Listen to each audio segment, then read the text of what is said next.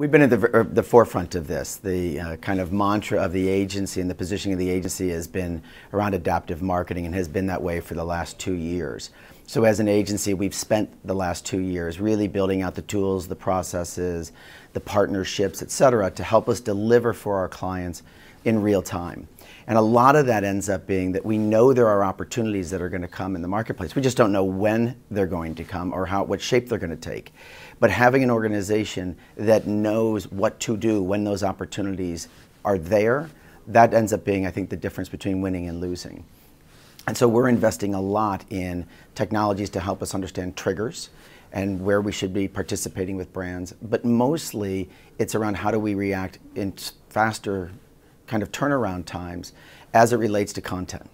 And we've been partnering with a lot of new interesting companies around content and how do we create original yet very specific to a brand content to stay in the right voice. I think people's initial instinct is that it's always a video, but it's not. I think when you look at the web and the kind of propensity of what types of content are shared, I think images are something like 85% of the content shared. So we're looking at a lot of different firms that provide video in very quick, real time that we can then edit in 2 hours and be back in the marketplace within, say, a complete turnaround of 3 to 4 hours. So on the video side, that's very quick, but it's also on the image side, finding companies that can afford us different pieces of images around the marketplace that we can leverage, and taking brand assets and cutting them up in different ways so that we have access to different images that we can put a message around very quickly and get out in the marketplace. We decide to go with kind of fewer, deeper partners. Twitter's one, LinkedIn's another. We just ended up doing a very big deal for all of Group M around LinkedIn and how we can leverage the content in LinkedIn and the kind of thought capital that exists within LinkedIn. And Twitter is kind of the original real-time marketing medium.